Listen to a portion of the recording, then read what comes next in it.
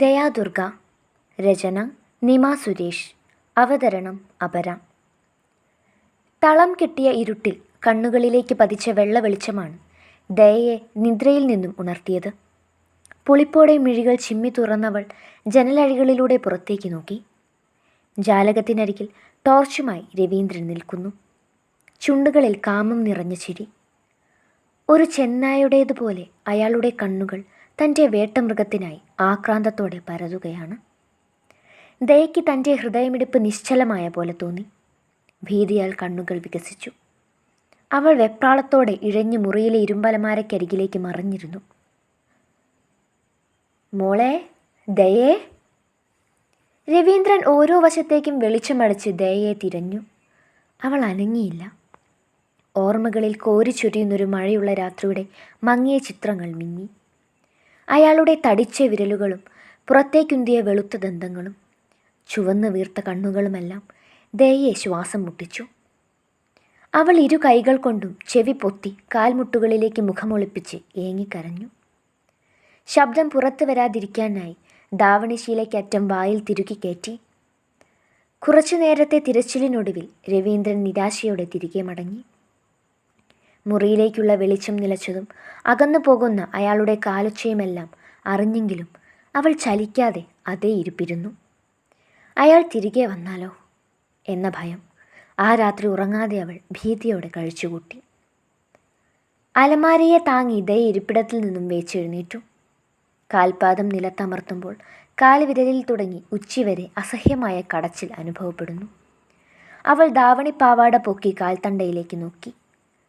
Month വന്നതുപോലെ വീർത്തിരിക്കുന്നു. പതിയെ അലമാര താങ്ങി ഒരടി വെച്ചതും കഠിനമായ വേദനയാൽ തൊണ്ടയിൽ നിന്നും ഒരേങ്ങൽ പുറത്തേക്കുയർന്നു. മിഴികൾ തുളുമ്പി. കൊച്ചമ്മ ഇതുവരെ പള്ളിയുറക്കം കഴിഞ്ഞ് എഴുന്നേറ്റില്ലേ? നാശം പിടിച്ചോളൂ. മൂക്കുമുട്ട തിന്നാ ഉറങ്ങാ, ഇത് തന്നെ പണി. തുറക്കടേ നിന്റെ പള്ളിയറ. മുരണ്ടുകൊണ്ട് സാവിത്രി ദയയുടെ മുറിവാതിലിൽ ആഞ്ഞുകുട്ടി. അവൾ വേദന കടിച്ചമർത്തി കഴിയാവുന്നത്ര വേഗതയിൽ മുന്നോട്ട് നടന്ന് വാതിൽ തുറന്നു. അവരുടെ തറപ്പിച്ചുള്ള നോട്ടം താങ്ങാനാവാതെ ദയ മുഖം താഴ്ത്തി. പോയി ആ ചായ പഠിച്ച് തുടച്ചിട്. മുകളിലത്തെ നിലയിലെ മേശയും വാതിലും അലമാരയും ഒക്കെ വൃത്തിയാക്കണം, മനസ്സിലായോ? അവരുടെ ആജ്ഞയ്ക്ക് അവൾ സമ്മതപൂർവ്വം തലയാട്ടി. ദയയെ അടിമുടിയൊന്ന് നോക്കി അവർ തിരികെ നടന്നു. പിന്നാലെ മുറിയടച്ച് ദയയും ഇറങ്ങി. ചായ്പിലേക്ക് കയറും നേരം വീടിനുമ്മറത്തേതോ വാഹനം വന്ന് നിന്നതുപോലെ തോന്നി ദയയ്ക്ക്. പതിവ് വിരുന്നുകാരാരെങ്കിലും ആയിരിക്കും. ചിലപ്പോൾ സ്വാതിയുടെയോ സിദ്ധേട്ടൻ്റെയോ കൂട്ടുകാരായിരിക്കും. ഊഹാപോഹങ്ങളോടെ ചായ്പിൻ്റെ വാതിൽ തള്ളി തുറന്നവൾ ചൂലും ബക്കറ്റും തുടയ്ക്കാനുള്ള തുണിയുമായി മുടന്തി അകത്തളത്തിലേക്ക് കയറി. താഴത്തെ നില അടിച്ചു തുടച്ചപ്പോഴേക്കും ദയ തളർന്നു പോയിരുന്നു.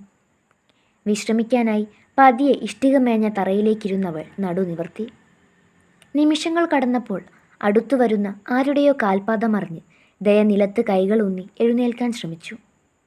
സാധിച്ചില്ല. കാലിൻ്റെ വേദന അവളെ അടിമുടി തളർത്തിയിരുന്നു. വീണ്ടും ചുവര് താങ്ങി അവൾ എഴുന്നേൽക്കാൻ തുടങ്ങുമ്പോഴേക്കും ഉമ്മറവാതിൽ ആരോ ശക്തിയിൽ തള്ളി തുറന്നിരുന്നു. ദയയുടെ കണ്ണുകൾ വാതിൽക്കലേക്ക് നീണ്ടു. ഒപ്പം ഉള്ളിൽ പരിഭ്രാന്തിയും. മുന്നിൽ നല്ല വസ്ത്രങ്ങൾ അണിഞ്ഞ സുമുഖനായൊരു ചെറുപ്പക്കാരൻ.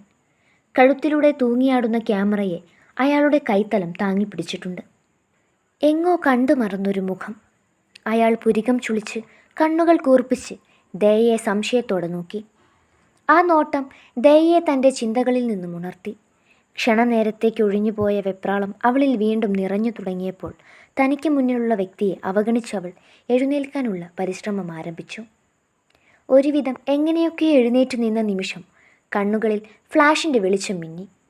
ദയ മിഴികൾ വിടർത്തി അയാളെ നോക്കി. സ്മൈൽ. അയാളുടെ നേർത്ത കഠിനമാർന്ന ശബ്ദം അവളിലേക്ക് ഒഴുകിയെത്തി. ഹാ, ഒന്ന് ചിരിക്കടോ. ചിരി. ഏതോ അപരിചിത പദം കേൾക്കുന്ന പ്രതീതി. അവൾ ചുണ്ടിന് വലതുഭാഗം വിടർത്തി. അയാൾ മുഖത്ത് നിന്നും ക്യാമറ മാറ്റിയപ്പോൾ ദയ ജാള്യതയോടെ ചുണ്ടുകൾ പഴയപടിയാക്കി. ഒരുപക്ഷെ ഇത്രത്തോളം അരോചകത്വം നിറഞ്ഞ പുഞ്ചിരി അയാൾ മുമ്പ് കണ്ടു കാണില്ല. എനിക്ക് ചിരിക്കാനറിയില്ല, അല്ലെങ്കിൽ ചിരിക്കാൻ ഞാൻ എന്നെ മറന്നുപോയെന്ന് ഇയാളോട് എങ്ങനെ പറയും? പറഞ്ഞാൽ തന്നെ വിശ്വസിക്കുമോ? ചിരിക്കാൻ അറിയാത്ത മനുഷ്യന്മാർ ഈ ഭൂമിയിൽ ഉണ്ടാകുമോ? നീ അല്ലാതെ ആരും കാണില്ല ദയ, ആരും. ഇങ്ങനെയാണോടോ ചിരിക്കുന്നത്? പ്രതീക്ഷിച്ച ചോദ്യം. എന്നാൽ ഒരിഞ്ചകലത്തിൽ ദയക്കരികിൽ വന്ന് നിന്ന് അയാളത് ചോദിച്ചപ്പോൾ അവൾ ഞെട്ടി. ഇമകൾ പിടഞ്ഞു. താൻ ഏതാ? എന്താ തൻ്റെ പേര്? ദയ. ഇവിടെ വൃത്തിയാക്കാൻ വന്നതാ. അയാൾ ചോദിച്ച ചോദ്യങ്ങൾക്ക് മാത്രം അടക്കിപ്പിടിച്ച ശബ്ദത്തിൽ ഉത്തരം നൽകിയവൾ മുന്നോട്ട് നടന്നതും ആ സ്വരം വീണ്ടും ദയയെ പിടിച്ചു നിർത്തി. എടോ, താൻ ദച്ചുവാണോ? ദച്ചു. മുത്തശ്ശനല്ലാതെ ആദ്യമായാണ് ഒരാൾ സൗമ്യതയോടെ ആ പേര് ഉരുവിടുന്നത്. ദയ തലചെരിച്ച് വിസ്മയത്തോടെ അയാളെ നോക്കി. ഞാൻ കൈലാസാണ്, കണ്ണൻ. നമ്മൾ ഇതുവരെ നേരിൽ കണ്ടിട്ടില്ല. ആവേശത്തോടെ പറഞ്ഞയാളെ നോക്കി ദയ യാതൊരു വികാരവുമില്ലാതെ തലയണക്കി. പൊന്തി വന്ന ആവേശം അയാളിൽ കെട്ടടങ്ങി. ആ മുഖം മങ്ങിയത് ദയ ശ്രദ്ധിച്ചു. ഒരുപക്ഷെ ഒരാളെ ആദ്യമായി കാണുമ്പോഴുള്ള ആവേശമോ ആഹ്ലാദമോ തുടങ്ങിയ എന്തെങ്കിലും ഒരു ഭാവം തൻ്റെ മുഖത്തുണ്ടാകുമെന്നയാൾ പ്രതീക്ഷിച്ചു കാണണം. അവൾ ബക്കറ്റും ചൂലും തുണിയുമെല്ലാം എടുത്ത് കോണിപ്പടിക്കരികിലേക്ക് മുടന്തി നടന്നു. എടോ, തൻ്റെ കാലിനെന്തു പറ്റി? പുറകിൽ നിന്നും വീണ്ടും ചോദ്യമുയർന്നു. ഇയാൾക്ക് തന്നെ വിടാൻ ഭാവമില്ലേ? അവൾ തലചെരിച്ച് കൈലാസിനെ നോക്കി ഒന്നുമില്ലെന്ന് തലയണക്കി. കൈലാസ് അവൾക്കരികിൽ വന്ന് ഒരു കാൽമുട്ട് നിലത്തൂന്നിയിരുന്ന് അധികാരത്തോടെ അവളുടെ ധാവണിപ്പാവാട ചെറുതായി ഒന്നുയർത്തി നോക്കി. അവൾ വിരണ്ടുകൊണ്ട് പിന്നോട്ടൊരടി വെച്ചു. കയ്യിൽ കരുതിയ ബക്കറ്റും തുണിയുമെല്ലാം നിലം പതിച്ചു. ഇതെന്തു പറ്റിയതാ? കല്ലിച്ച ഭാഗത്തൂടെ തള്ളവിരൽ ചലിപ്പിച്ചയാൾ ഉത്തരത്തിനായി ദയയെ മിഴിച്ചു നോക്കി. അവൾ സംഭ്രമത്തോടെ ഒന്നുമില്ലെന്ന അർത്ഥത്തിൽ ഇരുവശത്തേക്കും തല ചലിപ്പിച്ച് മുന്നോട്ട് നടക്കാൻ ഒരുങ്ങിയതും കൈലാസ് എഴുന്നേറ്റ് അവളെ കൈകളിൽ കോരിയെടുത്തു. ഒരു നിമിഷം തനിക്ക് എന്താണ് സംഭവിച്ചതെന്ന് ദയയ്ക്ക് മനസ്സിലായില്ല. തിരികെ ബോധമണ്ഡലത്തിലേക്ക് എത്തിച്ചേർന്നപ്പോഴേക്കും കൈലാസ് ദയയെ കൈകളിലേന്തി ഉമ്മറവാതിൽക്കലെത്തിയിരുന്നു. എന്തേ കാണിക്കണേ? എന്നെ വിടൂ. ഓ, അപ്പോൾ ഊമയല്ല അല്ലേ? വാക്കുകൾ കൊണ്ടയാൾ ദയയെ പരിഹസിച്ചു. എന്നാൽ അവൾ അത് കേൾക്കാതെ അയാളുടെ കൈപ്പിടിയിൽ കിടന്ന് ശക്തിയിൽ കൈകാലിട്ടടിച്ചു. ആരെങ്കിലും കാണൂ, ഒന്ന് എന്നെ വിട്. ദയനീയമാർന്ന സ്വരത്തിൽ അവൾ കൈലാസിനോട് കീണു. കൈലാസ് അവളിലെ പിടി ഒരിക്കൽ കൂടി മുറുക്കി തൻ്റെ ശരീരത്തോട് ചേർത്തു. ദയ കിടന്ന് ഞെരിപിരി കൊണ്ടു. അവനിൽ നിന്നും പടരുന്ന സുഗന്ധം തൻ്റെ ഹൃദയത്തിലേക്ക് വ്യാപിക്കുന്നത് പോലെ തോന്നി അവൾക്ക്. അവൻ്റെ കൈകളിലെ മാർദ്ദവം, മേനിയുടെ ചൂട്, അധരങ്ങളിലെ ചിരി എല്ലാം അവൾക്കുള്ളിലൊരു പരവേശം സൃഷ്ടിക്കുന്നുണ്ടായിരുന്നു. എന്താ അത് കണ്ണാ?